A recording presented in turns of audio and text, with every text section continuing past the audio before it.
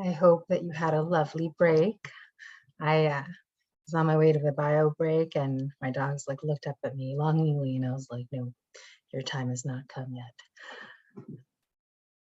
We'll see people trickling back. You can feel free to leave your cameras off or turn them back on as we move into the next section of our summit, which I am super duper excited for. I am so pleased to introduce our next guest speaker, Dr. Jenny de la Hoz, who is Vice President of Education at the Monterey Bay Aquarium. Where she leads a group of brilliant professionals in nurturing and growing the next generation of ocean conservationists through hands-on program and professional development for their educators. While earning her PhD in science from Oregon State University, she was introduced to the social environmental justice movement and discovered how to combine her lived experiences as an immigrant with her passion for ocean science. She's fortunate to continue this work with colleagues who share this passion and with youth who are eager to create a positive change in this world. So we are so pleased to have you. Jenny, welcome. Chibu Uswa, buenos dias, buenas tardes, good afternoon. Welcome everyone. Thank you for having me here. I'm so grateful to be here. So let me go ahead and share my screen and get us moving. Okay. So first of all, as we get going, Chibu Uswa is a hello term from the Chibcha people, which is I'm a descendant of.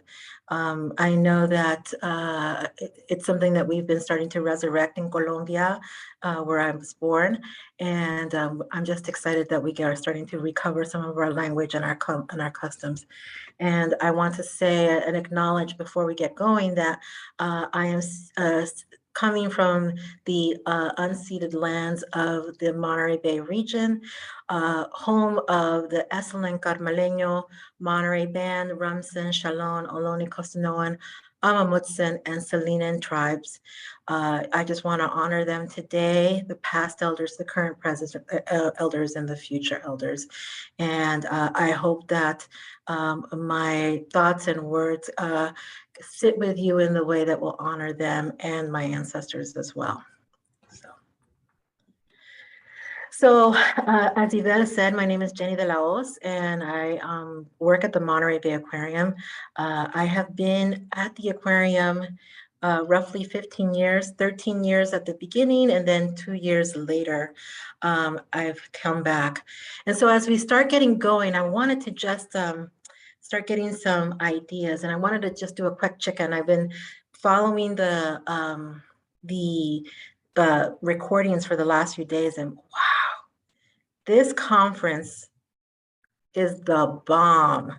And it feels like it's a solve at a time when our world feels so divided. Y'all are speaking about some important and yet somehow unspoken things that need to be talked about. And I'm so grateful and honored to be here. And I know that I'm the third speaker of the last day of the conference, so your head is full. So what I want to do is just do a quick little check-in, and I'm going to stop sharing this. And I want to go ahead and just check in the chat. How full is your head? And I want you to use numbers. You can use fractions, you can use percentage, you can use an algorithm if you are that inclined. Oh, 82%. Thank you, Heather, she was like ready. She was like 82%, not 81, not 84, 82. Thank you, Heather. So if you can start typing in the chat how full your head is today, that would be great. Oh, good. Oh, Beth, I'm so sorry, Beth. That is just rough. Okay, so, oh, full of empathy. Oh, and summer hiring. Oh, no, Laura, that is just, All right, Sunny, we'll try to make sure we won't get you over the edge there. Oh, Andrew, I think you need to do something. Oh, poor Liz. Liz is just right over. Oh, okay, good. We have some people. We have some room. We have some room. Okay, room for that 10% learning. Excellent. All right, great. Excellent. Okay, oh, Kelsey. Woo! Girl, I'm feeling you. All right. Yep, there's some good stuff there. Okay, Good stuff. Ooh, poor Andrea is just, I'm feeling you because I gotta say, just listening to the recordings, I was like, this stuff is gold and it's so good. So we're gonna try to make believe and make a little pocket of like, you know how you make a little pocket for the dessert? You just had a beautiful, wonderful meal, and then that whole dessert is still waiting for you. I want you to try to find a little pocket, just a little pocket, going, I don't need to think about my groceries right now. I don't need to think about my fur babies not being happy. I know, Yvel, that's real. I don't need to think about what I'm going to eat in an hour, just for like a little bit. I just want you to find a little pocket. Okay, great. Thank you. That's very helpful. All right, let's go ahead and also, we've been talking about the head the second day. The first day we talked about the heart. There's true, Martha. We always have room for dessert. That's real. What I want to know now is how full is your heart, but I want to know it in color.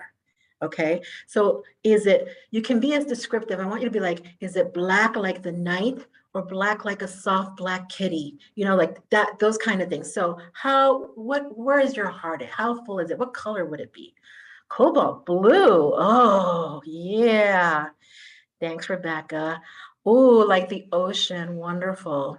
Oh, black and white cat. Good. I like it. Rainbow. Lynn. Oh, leaning in. Nice. Ubi donut. Okay. That sounds delicious. And you should have been sharing with all of us. That's all I got to say. Cerulean blue. Someone has been watching how blue is not all blue. Charcoal. Ooh, like the marshmallows, like the beginning of the s'mores. That's real. I like that. Pink like the sunset. Oh, I love it. Forest green, warm, hot pink, lovely turquoise, greens and blues. Oh, these greens and blues, these colors are all very mellow, with the exception of Sunny, who's hot pink, but I feel like it's a hot pink, like tequila sunrise kind of hot pink. So, oh, perfect. Okay, so I am feeling it. Sunny's like, you know it. Okay. And so the heart is full, the brain is full. That's fantastic. I just want you to just take a moment to figure out how you can make just a little more space in both your heart and mind. We're just going to take a minute to just take it in, and just what I hope my talk will be for you today is a synthesis of both the heart stuff that you've been talking about and about the mind stuff. So what can you do to just make a little space in your heart and in your mind? Just going to give you a minute, do you, and then we'll come back. So just a minute.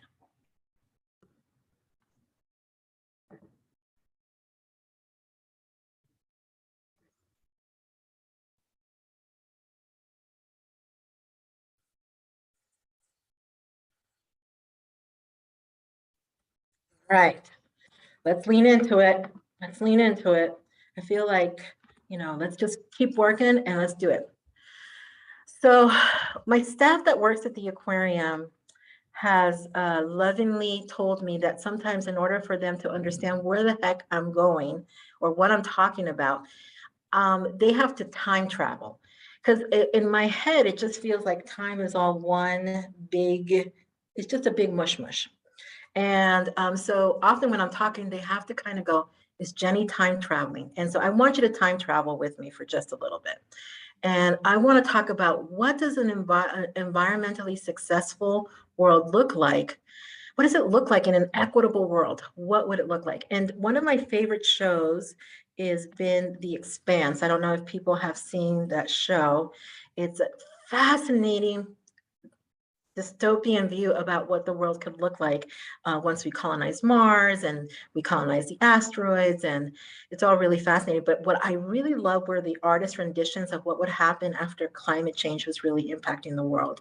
And so here is a picture of seawalls around New York City and the Liberty, the Statue of Liberty, which this is where I grew up in this area, and so it was really fascinating for me to see.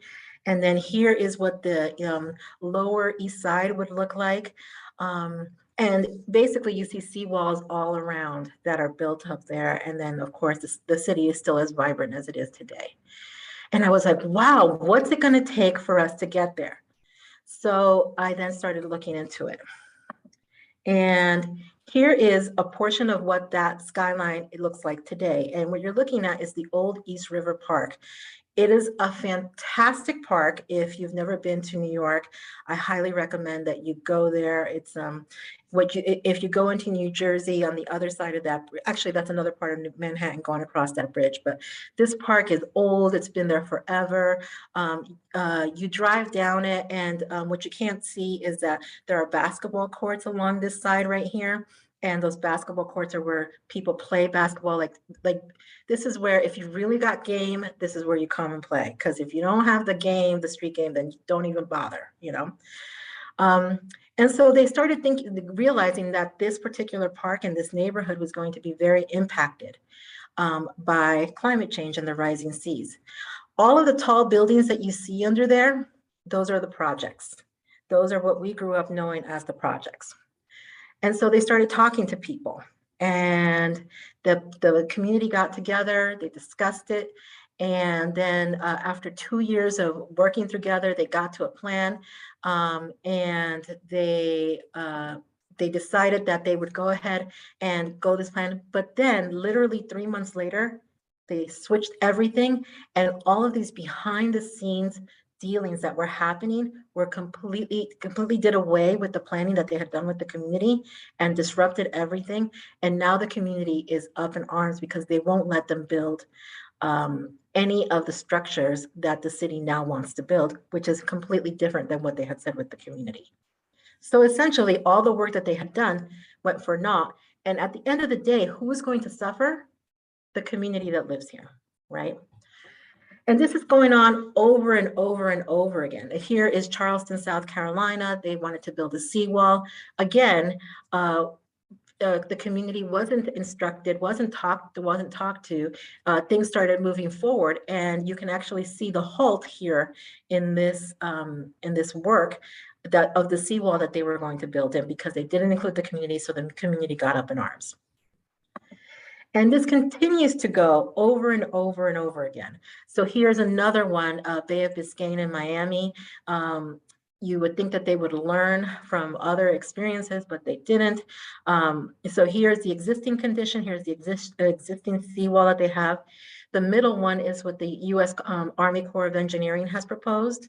I love that they put a tag on there. Look at that. Who the heck would get over to a tag over there? But whatever, as people do people.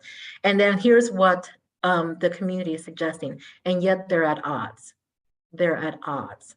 So what is this telling us then as community leaders, as civil engineers, as people that live in these communities, as environmentalists?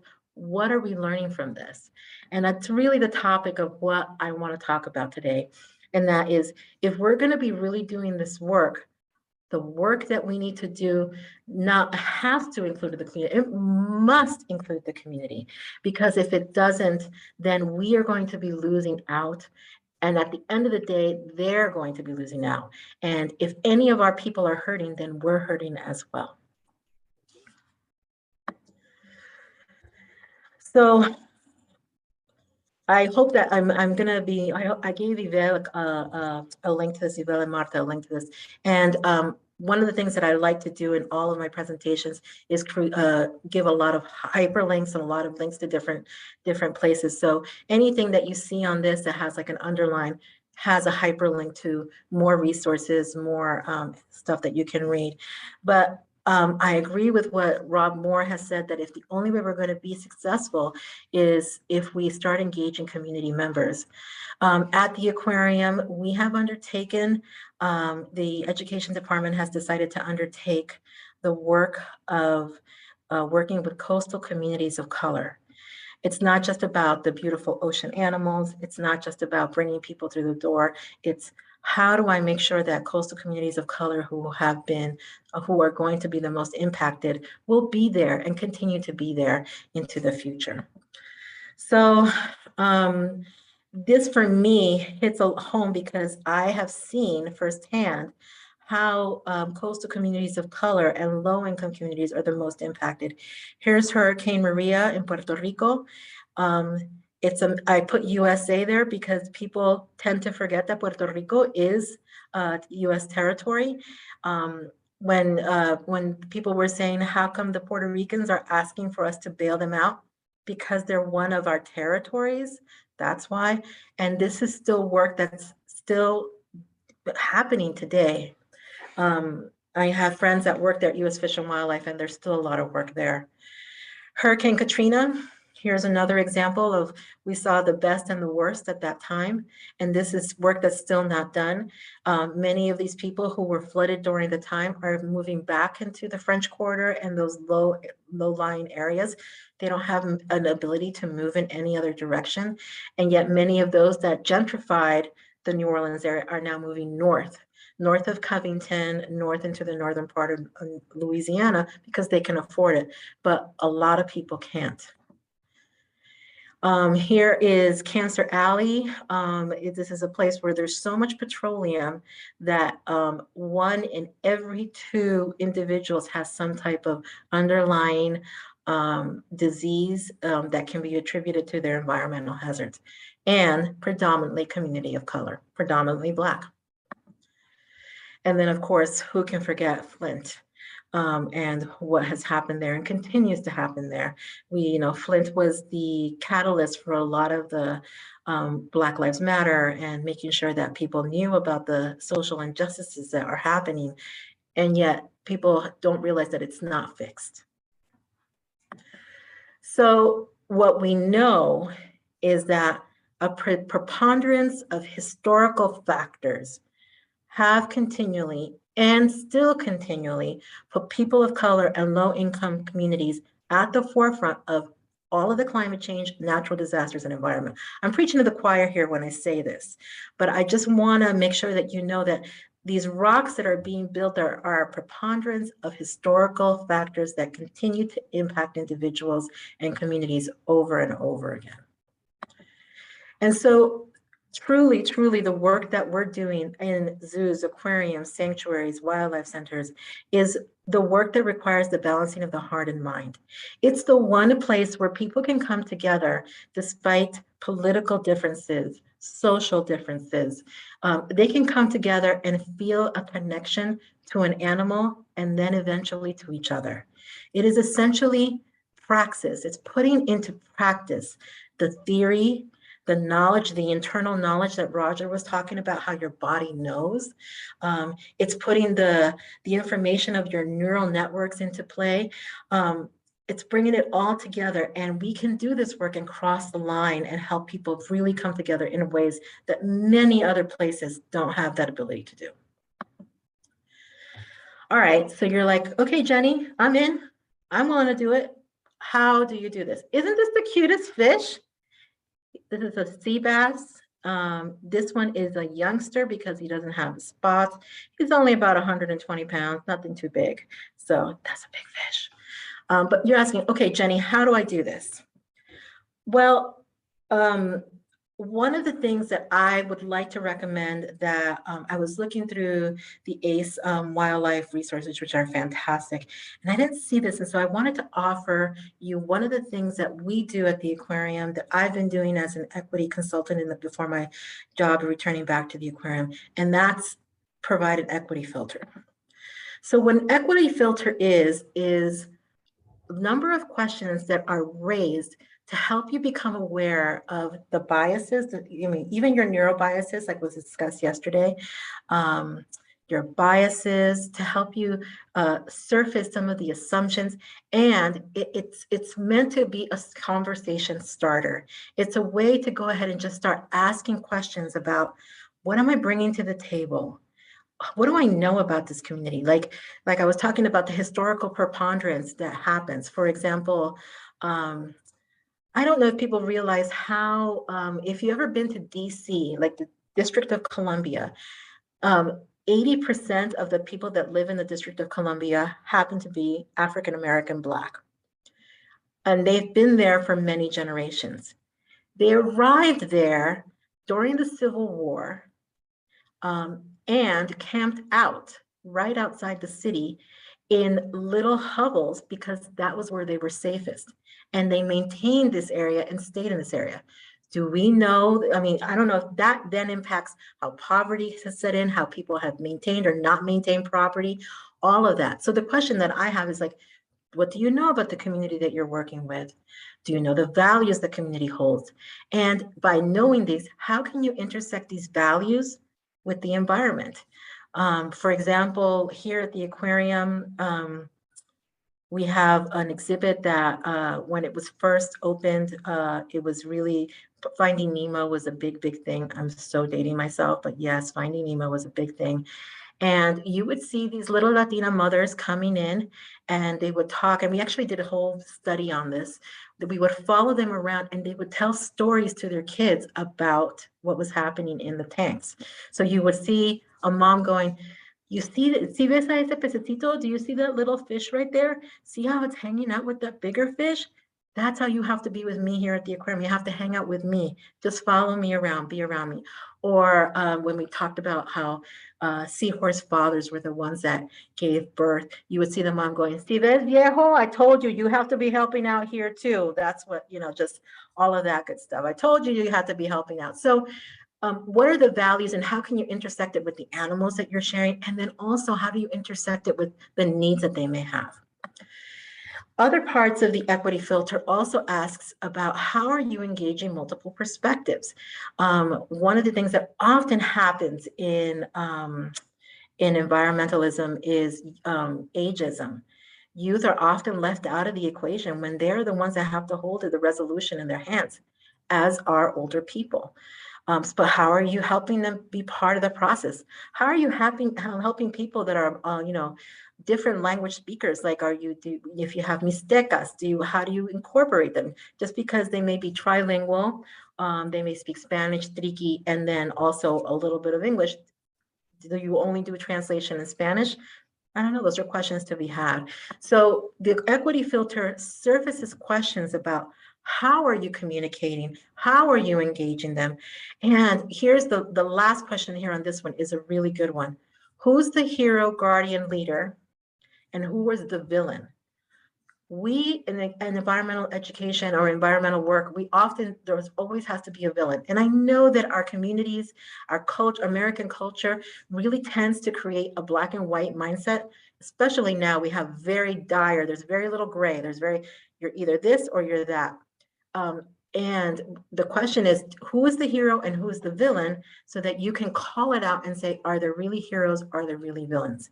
Is my organization trying to come in and be the hero for this community? Or are we going to be really product co-owners with this community?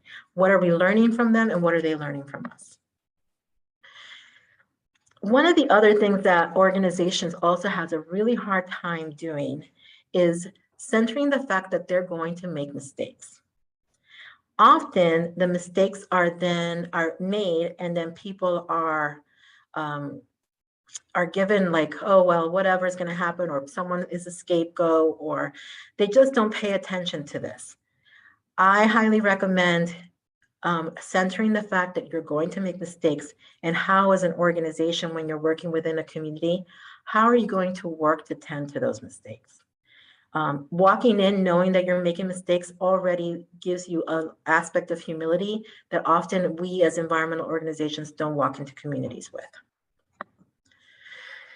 The other aspect that we have a difficulty doing is that we don't know how to communicate.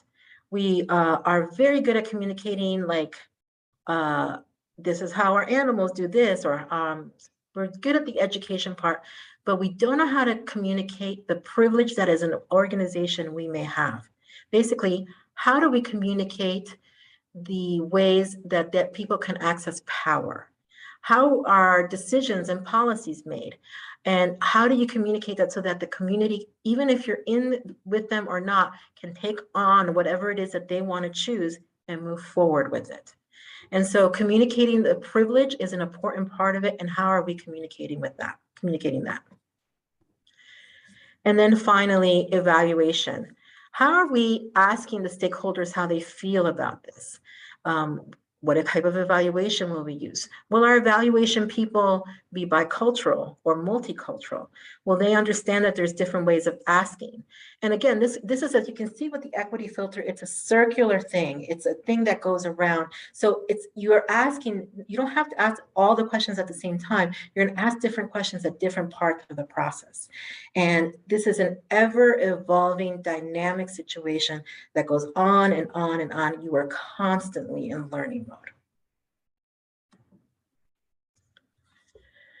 So, okay, your organization's like, all right, I get it. We got to do community work. We got to go reach out to the community. Let's do it. Who's going to do it? We're going to send this cute otter pup. Everyone would be on board, but that's not what's going to happen.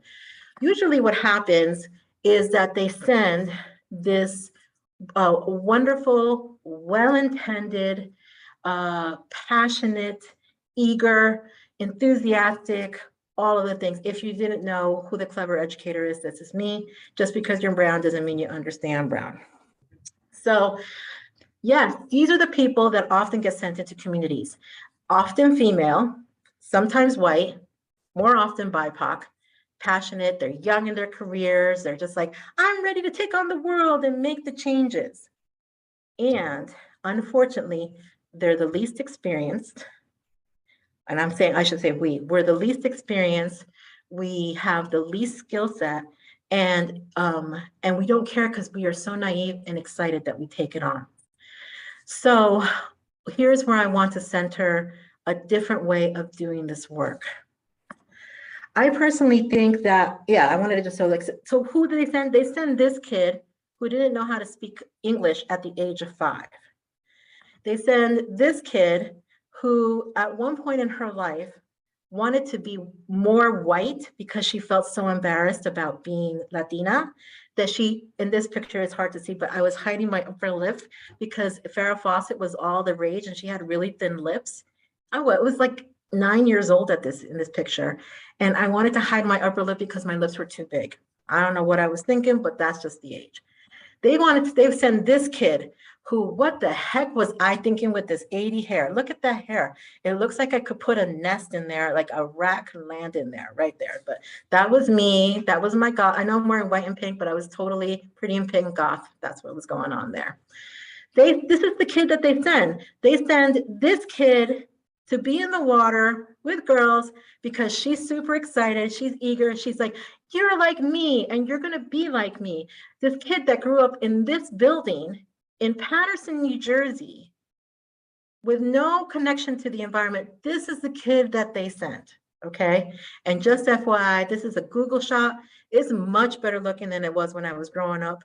And yeah, that place has become gentrified, but this is the building I grew up in. This is the kid that they sent.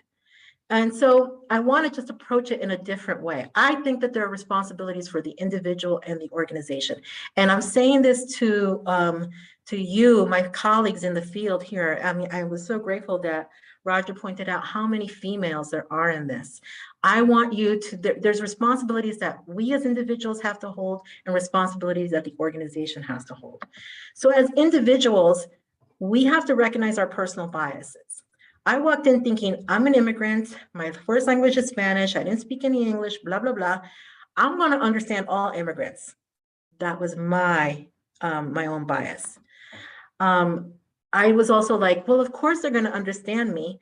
I remember my first job was in Tucson, Arizona, speaking Spanish.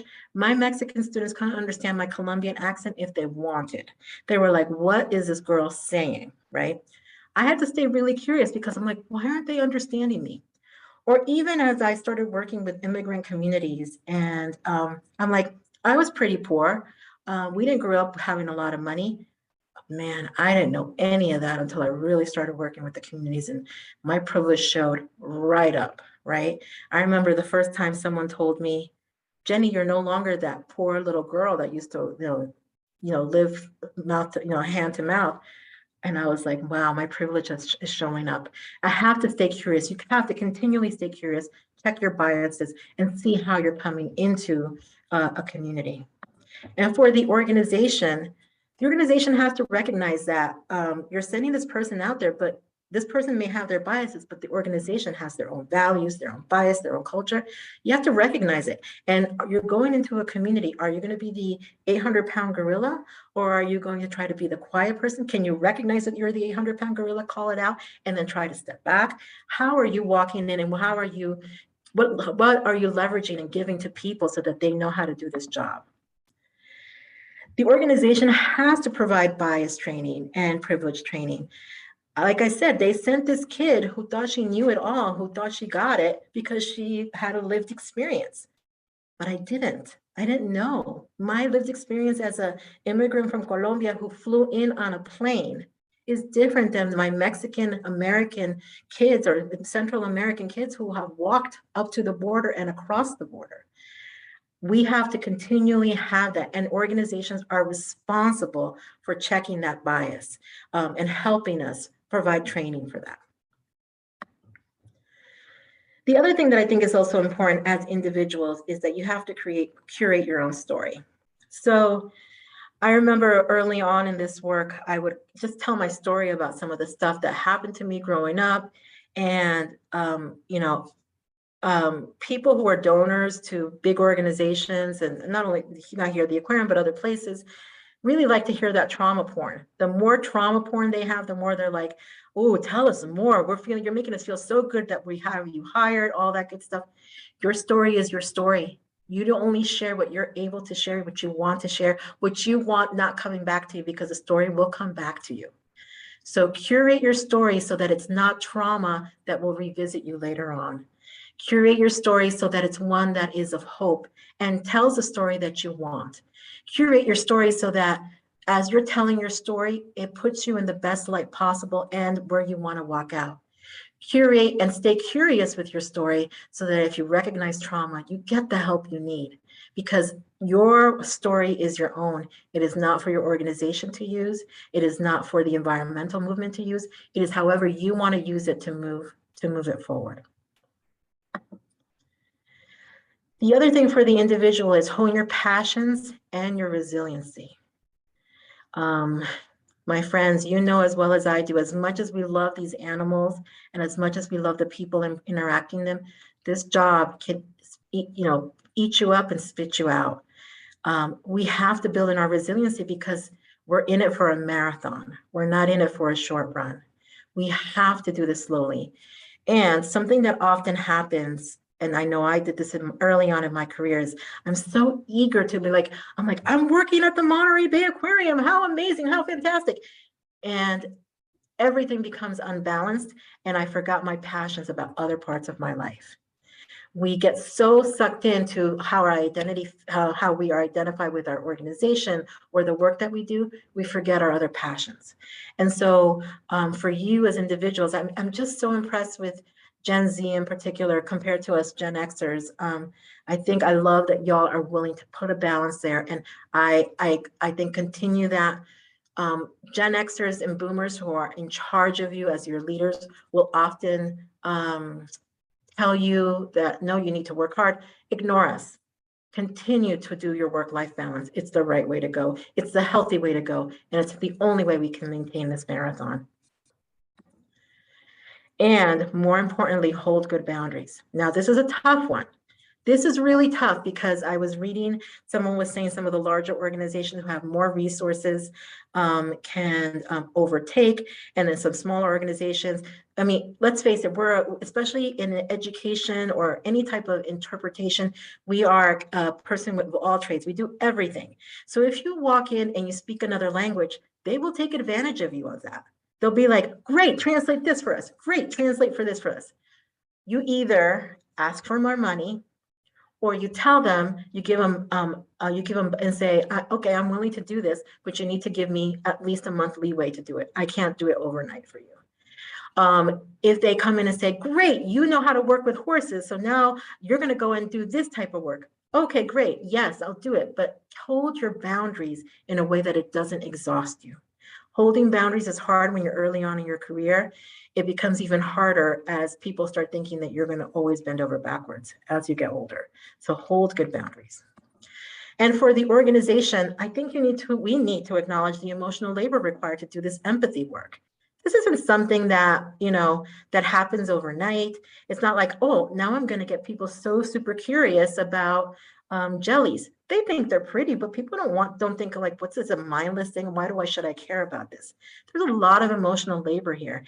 And as organizations, I think we're just starting to catch up on how do we recognize this emotional labor and how do we recognize skills that people come in with.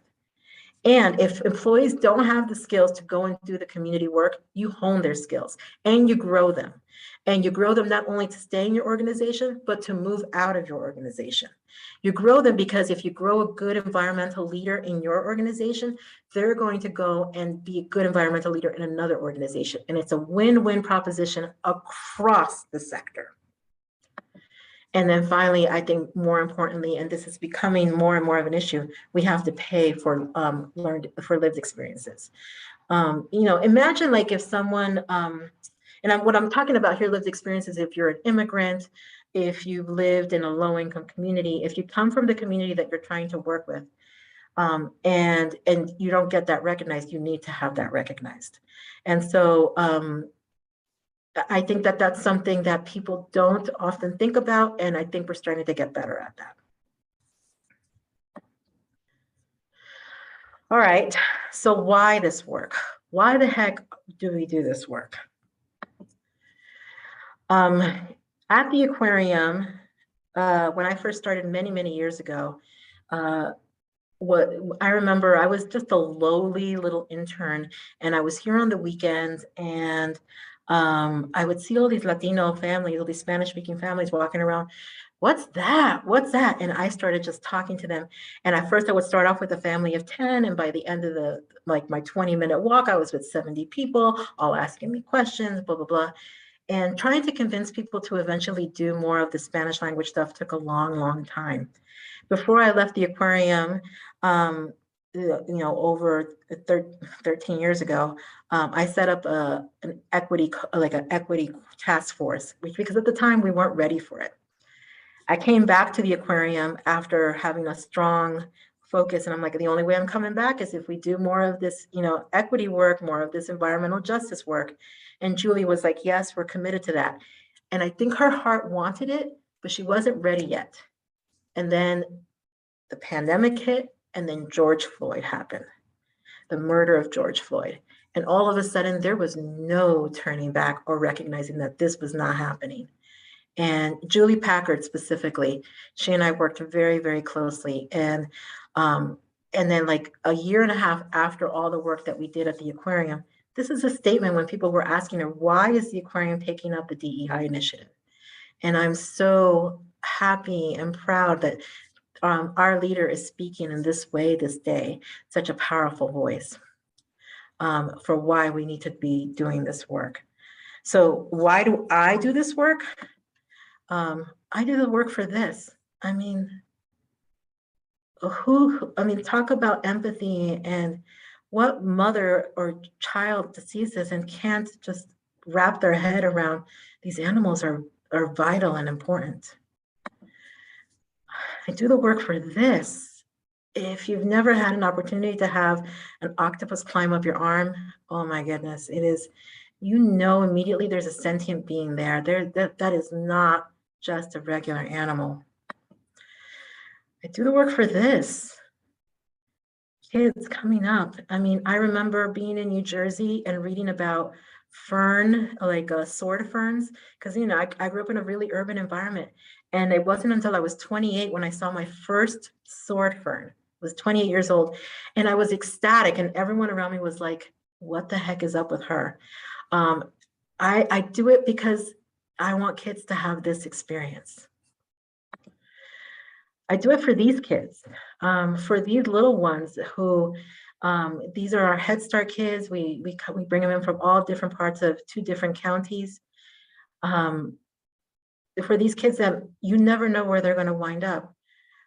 One particular kid had a very special name, and she was just a very unique name, and she was a charlona. She could just talk. Well, after she had gone through Head Start, and then after the program, I didn't see her because, we just do these one-time programs, but I could just remember that kid so much. And I was in Oregon at a Carl's Jr.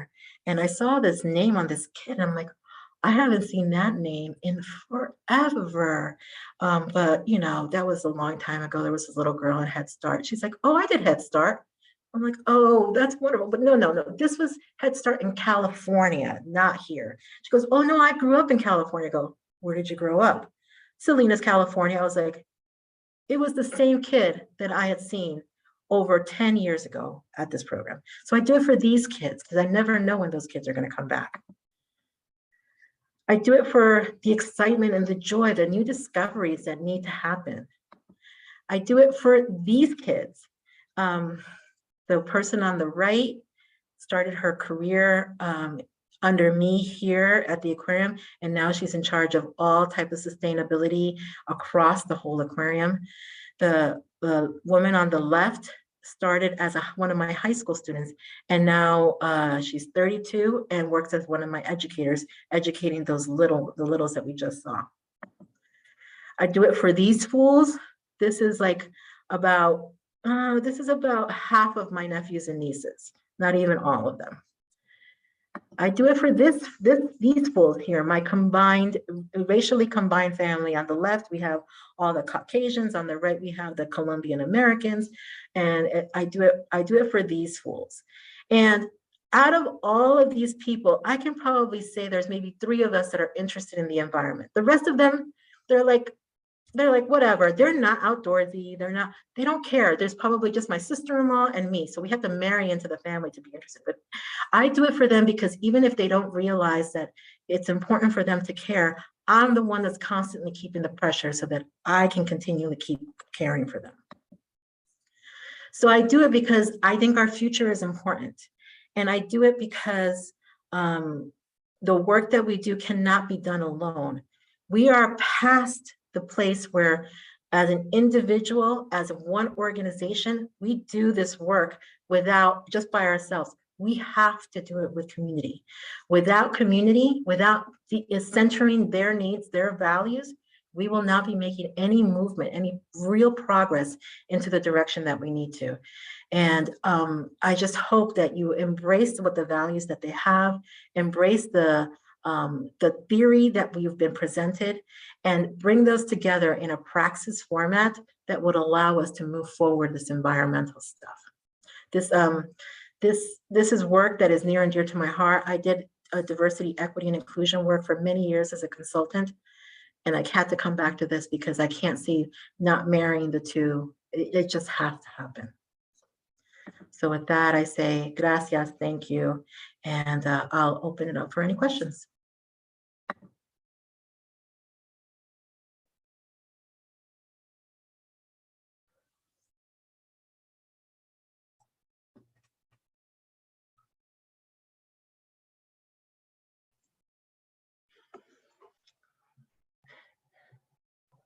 Paul. Yeah, Paul.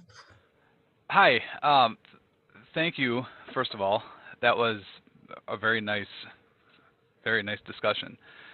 Going back to the beginning, I'm sort of curious, when you're talking about climate change and how it, affects communities of color, how do you combat compassion fatigue in terms, when we think of, all of the stuff that's happening, across the world, how do we, sort of combat that and remain, so I guess, compassionate, enthusiastic about trying to help everything that needs to be helped?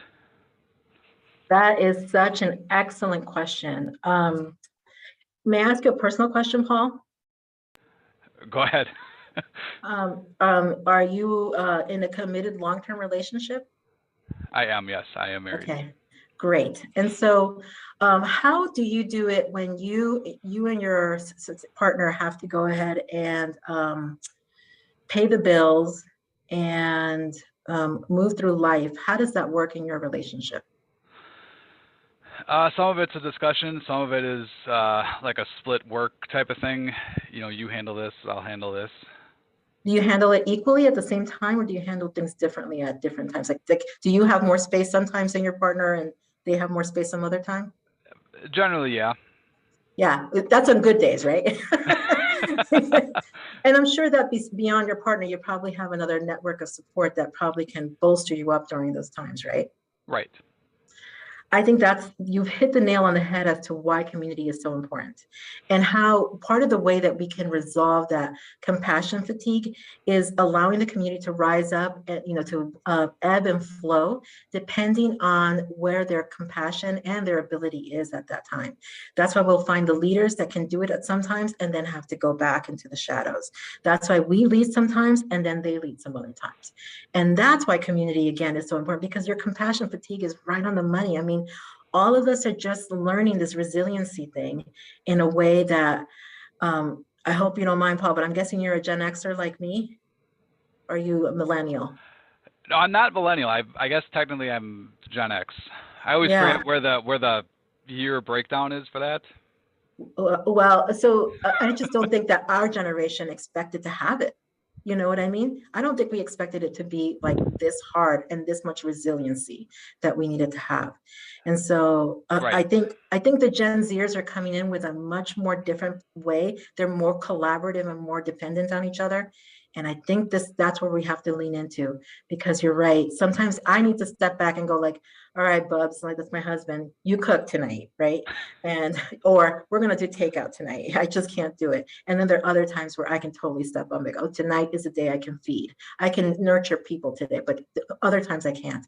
So that Right. compassion fatigue is an excellent question. And I think even being very open about it with the community is a good one, because they will acknowledge it. That authenticity and transparency will be an important aspect of it. Thank you. Yeah, great question. Yeah, the stepping back and feeling guilty, how real is that? I mean, let's face it, everyone here, I mean, I know that the Zoological Society of Milwaukee, the work that y'all have been doing, that Bert did for forever, many years ago, it continues and it never ends. I mean, we could literally be working 80 hours a week and still have more work to do, you know? And again, this is where that resiliency has to come into play. We have to be willing to set good boundaries, because it's a marathon, not a sprint.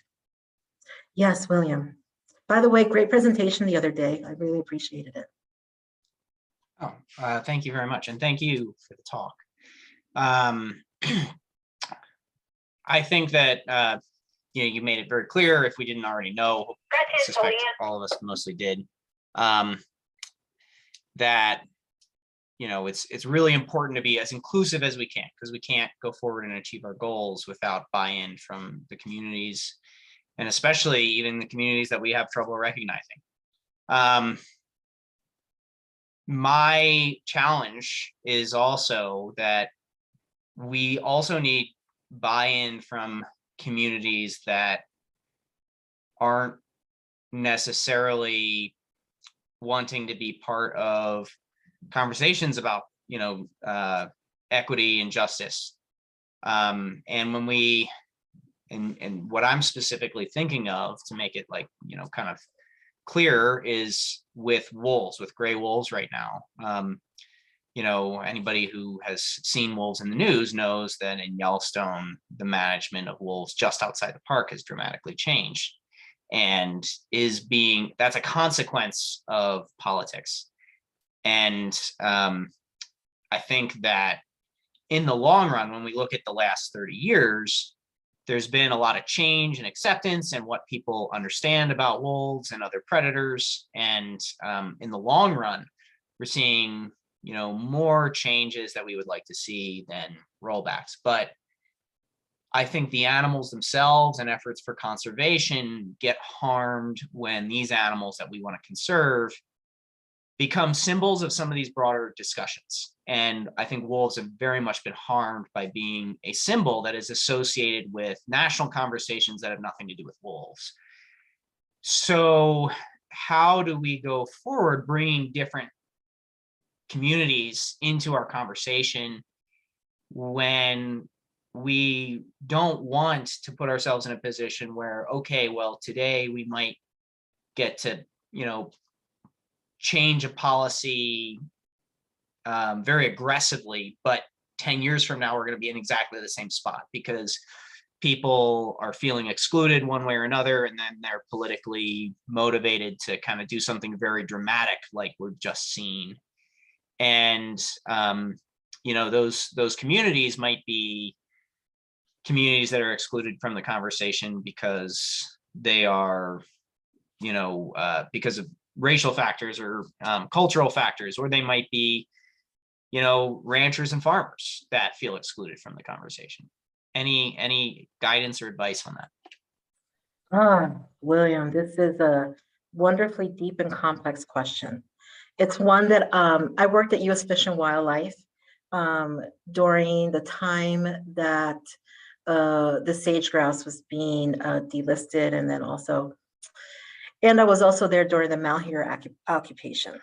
So for those of you that may or may not be familiar with the malheur occupation, that happened in Eastern Oregon at a small refuge that was there, the Malheur Refuge. It wasn't originally supposed to be part of that refuge. I mean, I've dug deep into the malheur occupation because I wanted to understand, first of all, where did the Bundys come from? What brought them to malheur? Where does the movement come from? Where are they coming? What is it that they were bringing? Just some really great things. Thank you, Karen. That's fantastic. Thanks for putting that there. And there's the Portland public station has a great thing on long reads. They have a whole thing on Bundyville. I highly recommend listening to it. I think they did a great job of it.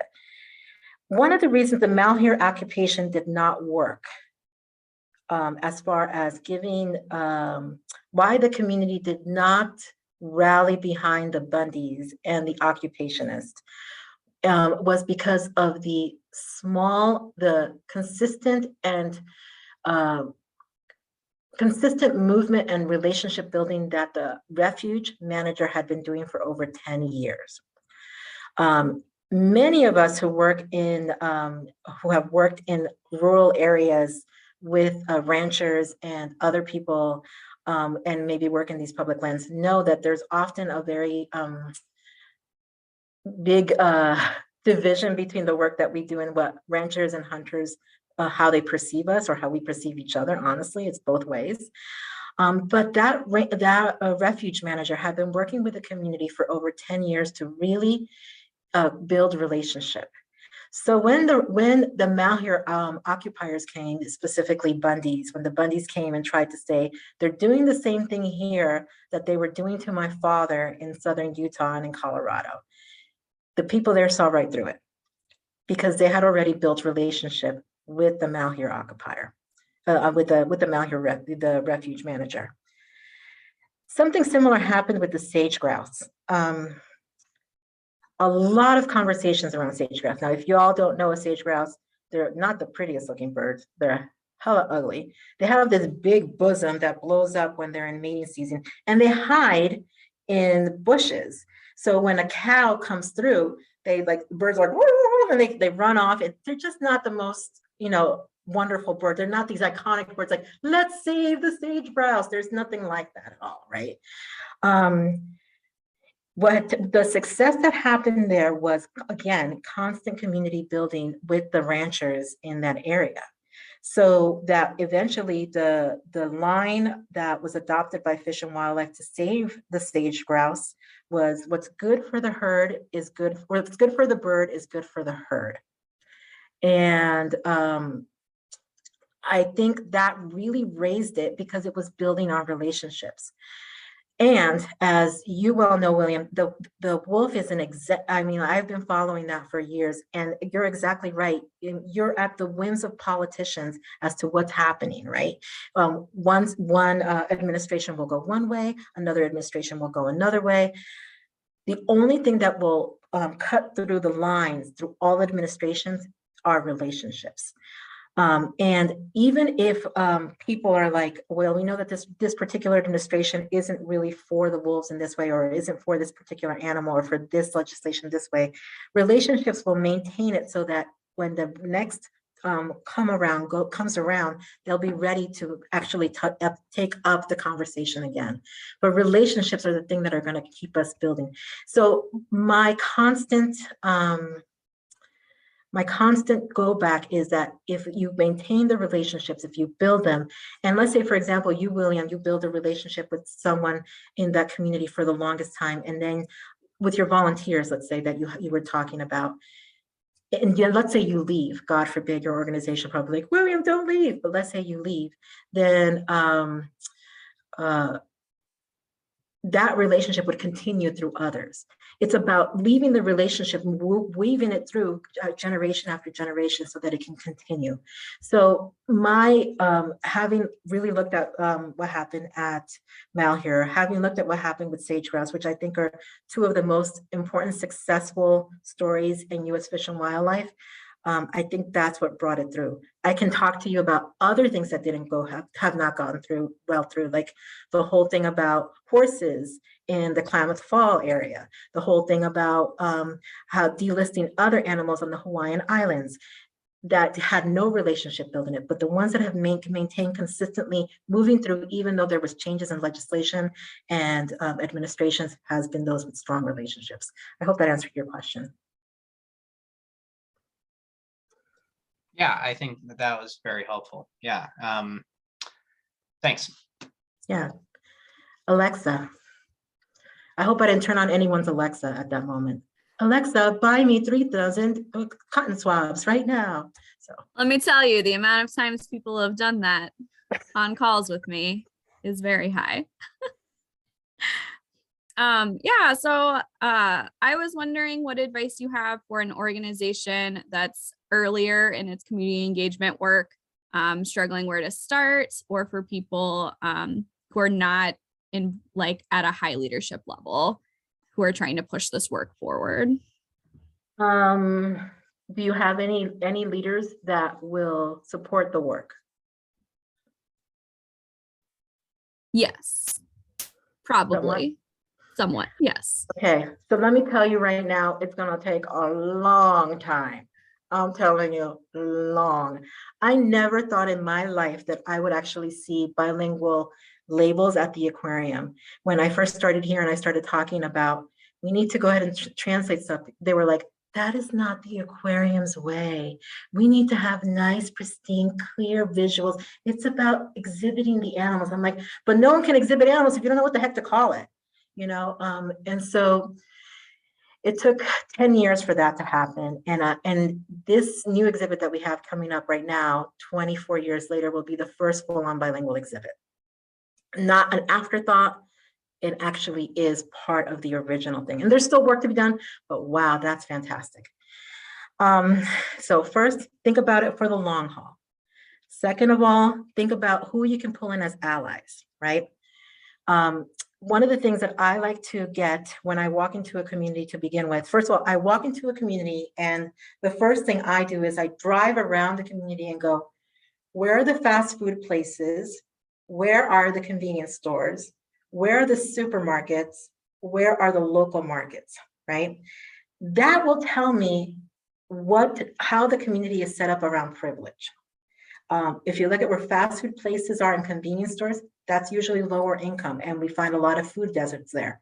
It'll be interesting to see if right next to it they have like mercados or 99-cent stores where the other people find that, and are the supermarkets at another part of the community, because often that's where the more affluent parts of the community. So I kind of gauge that first. Then I look and see where are the trusted centers in the community. So I go to a library, I go to preschools, and I start building relationships with them. Religious communities are really, really important. And then when I start building relationships with them, they have what I call a trust mantle. If I, for example, working with an imam here in Seaside, California, if I creating relationship with him, he was then able to say to his community, this is a trusted person because I have relationship with her. So that's how you create the allies and those intertwining relationships that will persist even after you've gone on, right? And then you introduce them to others. But those allies will also, going back to Paul's point, maintain you, levied, buoyed, and moving forward. And then after that, after you get those, that's when you start finding out what the community's needs really are. And then you start marrying up with your values. But it's going to be very slow, very methodical, and your supervisor is going to have to give you time to do it. And that's where the resources are going to come in. Alexa, don't do it if they don't give you time. Set the boundary. If they really mean to do this, then have them put their money where the mouth is. So, yeah, I hope that answered your question. Karine? Yeah, thank you so much. I'm wondering, when we do make a mistake in community engagement, either as an individual or as an organization, what are the best next steps? Ooh, okay. Good question. Oh, I don't think that's the right email. Yvette, can you help me put my right email there? I totally messed it up there. First of all, own that you made a mistake. How often do we not do that? Just this past weekend, I went to visit my sister in Arizona, and I texted her and said, pick me up. If you've ever been to the Phoenix airport, it's horrible. And so when you go there, I said, okay, Karina, pick me up at this side over here. And she winds up being on the other side. And I'm carrying a box or whatever. And I go up to the car and I'm like huffing and puffing. And she's like, she doesn't tell me, I'm sorry, I should have come pick you up. She says, why didn't you tell me that you had a box? I would have helped you. Like yelling at me instead of telling me, oh man, I totally goofed on that one. That is what we need to do as an organization. No ifs, ands, or buts. Just be like, I really goofed it. We should have not sent out that meme about that is had an acculturation part to it, or we truly apologize. Will you have haters that will be like will totally dismiss you? Yes, unfortunately, that is part of our current, culture that we live in. But the most important thing is that you maintain authenticity as an organization and then move forward. And then the next thing is reparations. And that is the harder part because people will have different views about what reparations are going to look like. It will mean that you have to be willing to stay in it even longer, depending on the community, and be willing to pour more money in. Internally, you'll have this discussion, when will it be enough? And it may not be enough for a while, because as an organization, we are suspect for a long time, especially now. And so we have to be there and continually show, we're going to show up no matter how long you're going to be hating on us. And that's just how it's going to be. But owning it's the first part, and then thinking about true and authentic reparations.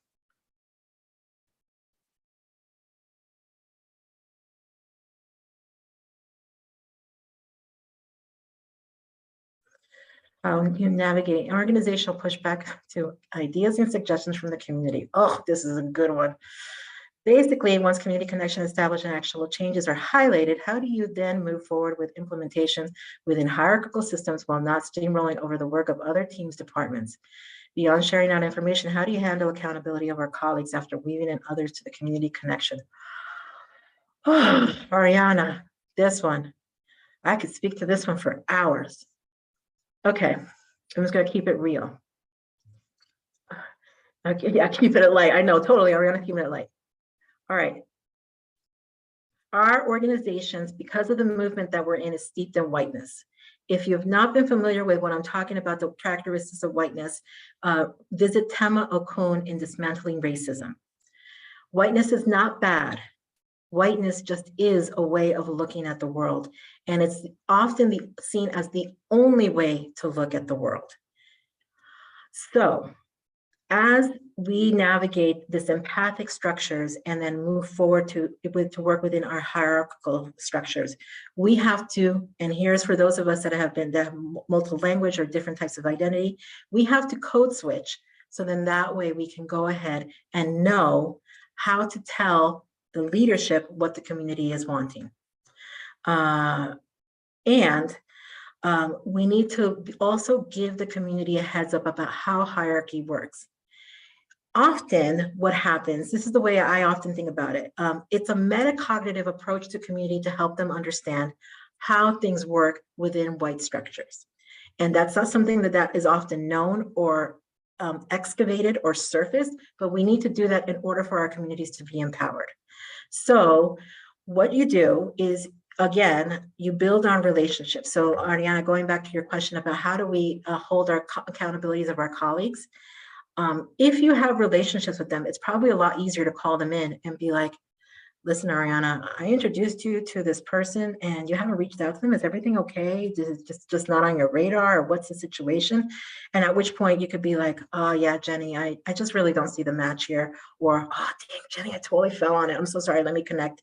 That could be the case. I also work off the values of what people really want to get. All right, and I'm now just gonna be putting my cards out there. A lot of people are looking to move up in hierarchy within their organizations. If these people do not have DEI on their radar, they're not going to be in leadership in the future. So this is a way to angle this justice stuff into the work. I mean, it's kind of like, it's horrible, but you know what? You just play the game. That's just how it is, unfortunately. So if they want to be the next generation of leader, if they really want to be considered for COO, the VP of this, the VP of that, they have to intersect DEIJ community into all of their work, because otherwise it's going to go for naught. And this is part of the work that you need to do. It. So I know I keep going back onto relationships, but I really do center relationships in all of my work, because I then get to know who I'm working with. I get to know what the chess board, the chess field looks like, the board, the field looks like, and I get to navigate it that way, using my colleagues' best values, their best assets, and navigating and using them to kind of get to what the community wants.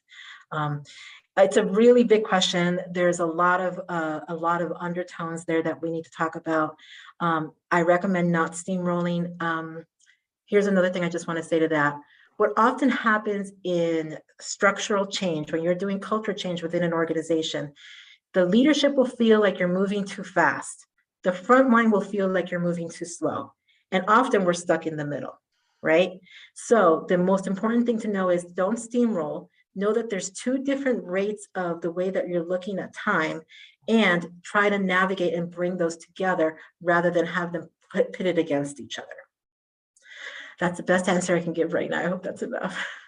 I think that was perfection. Yeah. Muchísimas gracias, Jenny. No, de nada. Con mucho gusto. Thank you, Ariana, and thank you everyone who's engaged and asked such thoughtful questions. Part of the goal for this summit was to create relationships and strengthen the bonds of the network, and so very much aligned with our values and intentions for this work. I think I echo everyone else on this call, and thanking you so much from the bottom of our hearts for such a thoughtful presentation. I was moved to tears multiple times for many reasons. So thank you again, Jenny. And now we're going to move into a break. So we'll take 10 minutes to kind of, steep in that and come back refreshed for the rest of the summit. Thank you again, Jenny. That was so fabulous. My honor. Thank you so much. Yes, thanks so much.